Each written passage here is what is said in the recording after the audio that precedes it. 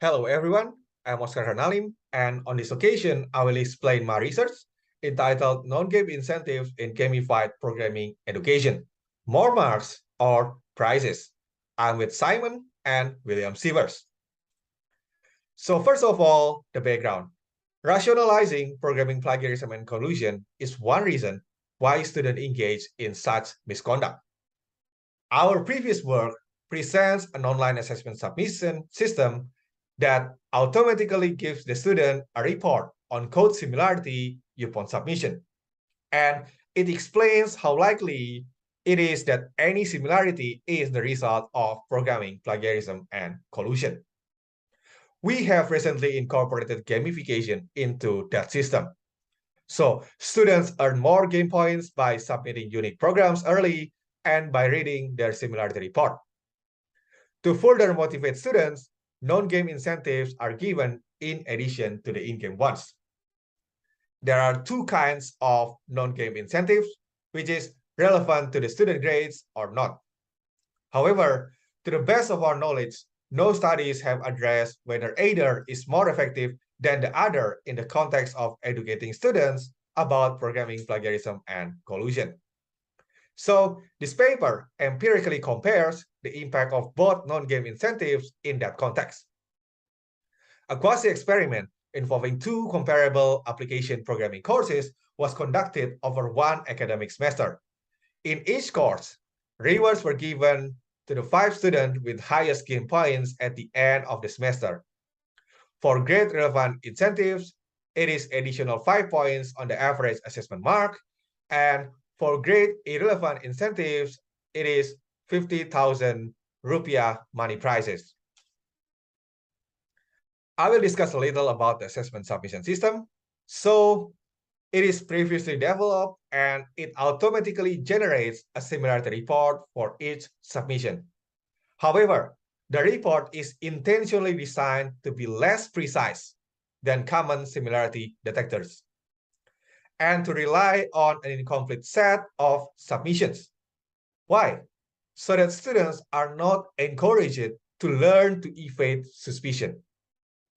For privacy reasons, students are not shown one another's code. Examples of similarity are provided by disguising their own code. Along with the reported similarities, general information about programming plagiarism and collusion is also provided.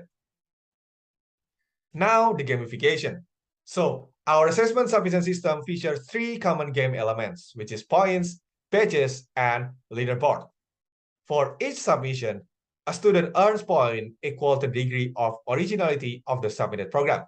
So, for example, if the submitted program is 20% similar to other submitted programs, its degree of originality is 80%, which means 80 points. If a student makes 2 or more submissions for the same assessment task, then the score will be averaged. Bonus points are given to those who submit early as the number of hours before the assessment deadline. Students can earn badges for aspects of individual performance, cumulative individual performance, competitive performance, and collaborative performance. In total, there are 19 kinds of badges provided. Each badge worth 100 points. The leaderboard shows 10 students with the highest cumulative points for that course. Students can check the leaderboard at any time. They are not compelled to participate in the gamification. However, their points and badges are still recorded so that they can rejoin at any time. We have 3 research questions. First, do students with grade-relevant incentives have better learning outcome than those with grade-irrelevant incentive? Second, do they complete their assessment earlier?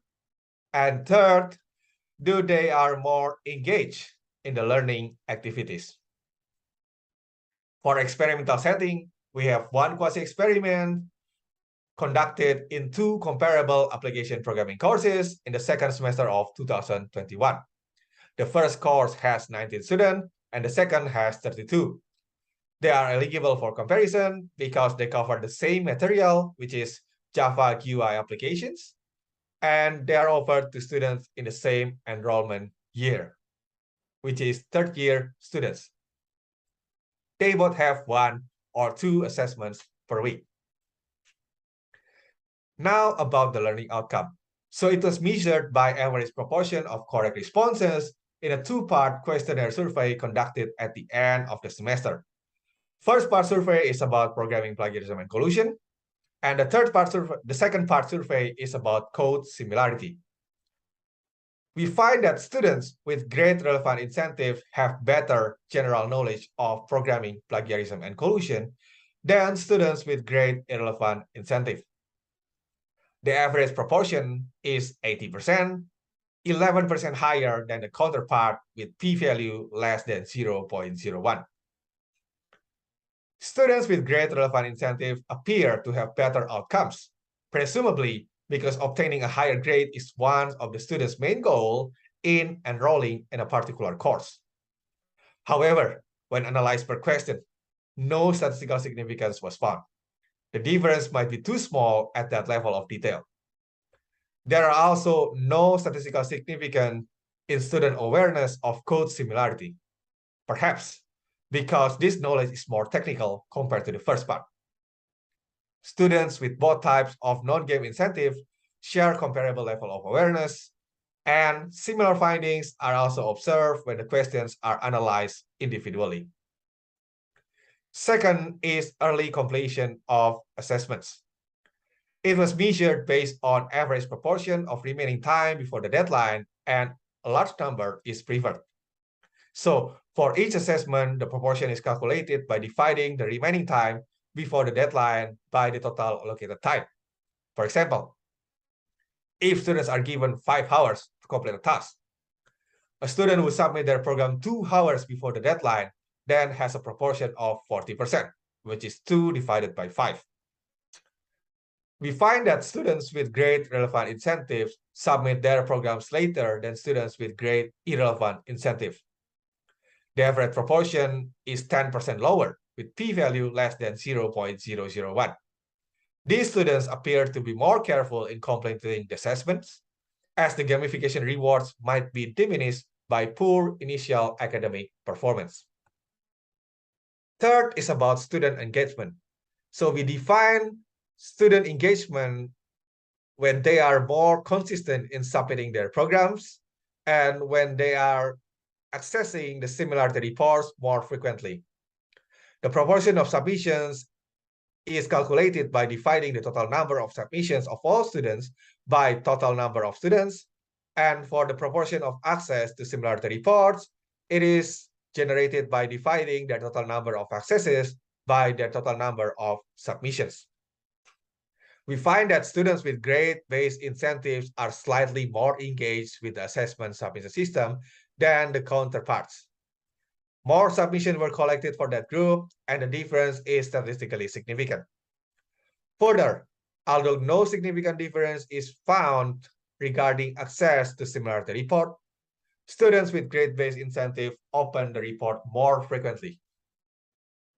So, as the conclusion, students with grade relevant incentive are slightly more aware of the desired knowledge. They are also slightly more engaged with the system, but as grade-based incentives can be diminished by poor initial academic performance, students with grade-based incentive do not appear to submit their programs as early as the counterparts. So we have several limitations. First, the study is based on a quasi-experiment with a relatively small number of students. So we plan to replicate the experiment with more students to confirm our findings. Second, although the involved courses are generally comparable, they are offered to different majors, and that might affect the findings. So further observation on the same course in the same major might be useful. Third, grade relevant incentives are represented as additional 5 points of assessment marks, while grade irrelevant incentives are represented as 50,000 rupiah money prize. Changes in the amount of incentive might affect the findings, and replicative studies might be needed. Fourth, deeper analysis might be carried out by considering student perspective on the impact of incentive. So we expect to summarize such perspectives and correlate those with our current findings. Fifth, inferences in our studies are based on our perspective. So, future work could include a study to validate those inferences.